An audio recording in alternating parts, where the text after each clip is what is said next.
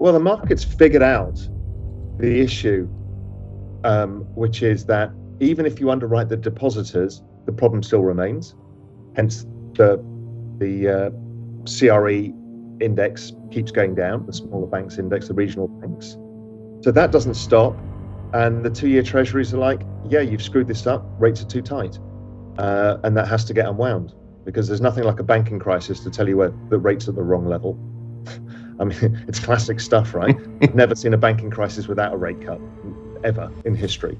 So that's what the market's figured out very fast, is that, strip away all of the noise, rates are too high for the banking system to deal with. The failure of 2 additional banks, Silicon Valley Bank and Signature Bank, was the main topic of conversation over the weekend.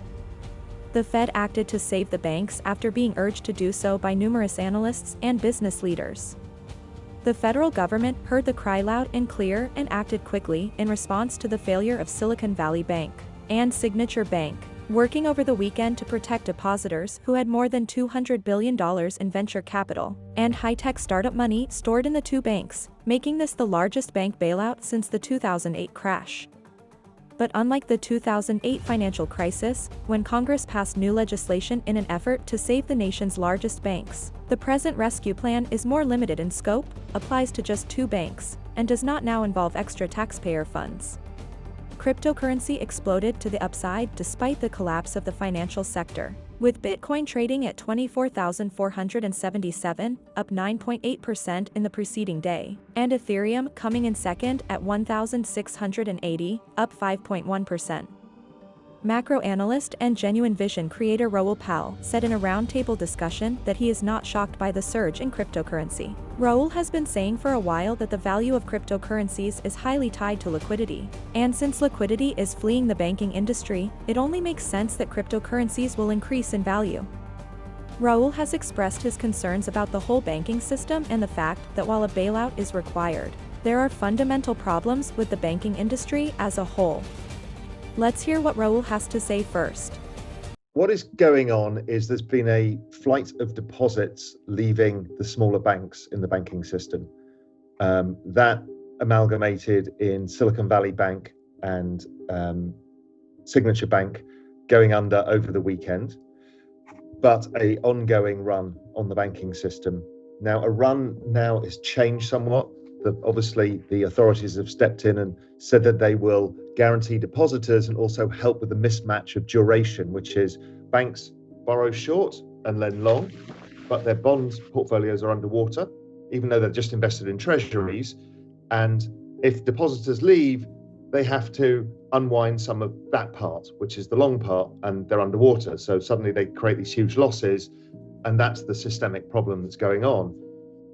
Now, what was happening is people were being incentivized to flee because they're seeing what's going on, wondering, am I going to get my deposit back? So the answer is go to a different bank. JP Morgan wins the world as everybody moves over.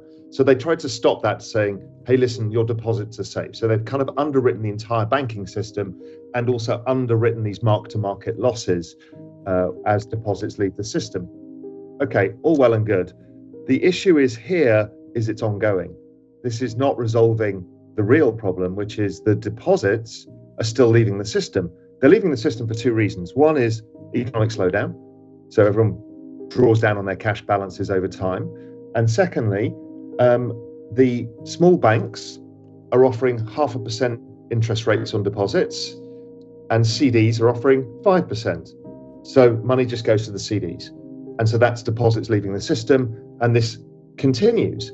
And the reason why deposits are 0.5% and not 5% is the yield curve is so inverted. So therefore, they can't borrow short, lend long. So they have to kind of falsely create a yield curve where it's 0.5% so they can then lend it out. So that's the problem that they're facing.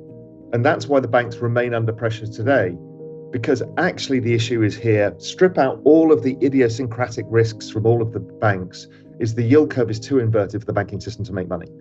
And so the share prices remain under pressure and the depositors keep leaving. So what we end up with is negative equity in the banking system. So it's a bigger problem than people understand. My entire view here is that they're going to have to steepen the yield curve and cut rates and probably do QE as well. So I think that's on the cards to come. I know everybody thinks that inflation's sticky. I think a banking crisis is the single most important marker of a deflationary process, and is deflationary in its own right because bank lending reduces rapidly, so that slows down the economic growth. Also, jobs start, people start getting laid off because there's no access to capital. So all of that process is underway. Why does it matter for crypto? Sorry, it's a bit of a soliloquy here, but why does it matter to crypto? The crypto market is driven by, firstly, this is part of this choke point 2.0, where anybody who has access to the crypto market, any bank, goes under, but it's much bigger than that.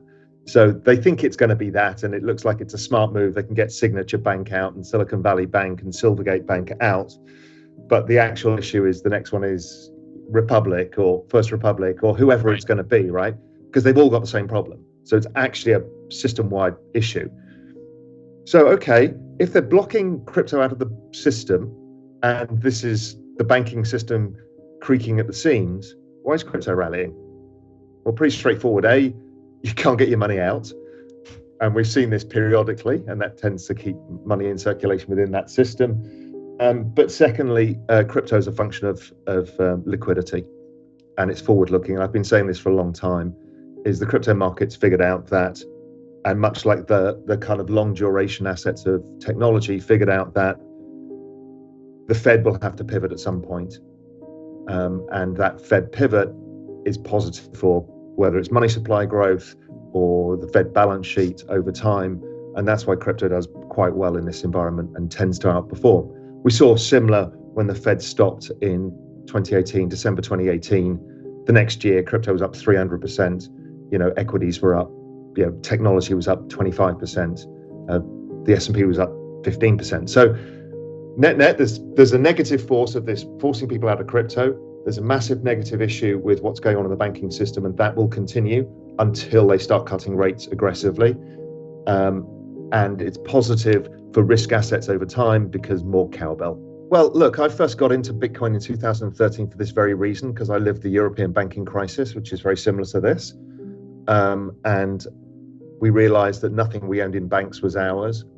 And even if they backstop the system, it backstops it with monetary printing eventually. So that lowers the value of your assets over time. So you're kind of trapped into this. So Bitcoin was the answer that I saw then. And that's why I got into the whole thing at that time. That case is still here. Now, they have guaranteed the deposit base. So it's not as obvious that you're going to lose your money by keeping it in the banking system. So it's not a no-brainer. But the understanding that to offset what they're doing, right, there's always a payment for something here. An eventual payment comes down the line is that it'll end up on the Fed balance sheet, and all monetary easing, and therefore scarce supply assets tend to do better. And so crypto does well. So yes, I mean, it's exactly what it was built for. I mean, don't forget, in the white paper itself was the thing about the governors bailing out the banking system. Again, these aren't bailouts, but they're still a use of monetary policy to paper over cracks in the banking system, which is still comes down to the one thing, is we have too much debt. What do you think about today's video? Do you really think that there is a much deeper issue with regards to the banking system? Leave your comments down below. If you found this content useful, then why don't you consider giving this video a like and subscribe to the channel by clicking the like and subscribe buttons below. That is it for today, everyone. We'll see you in the next one.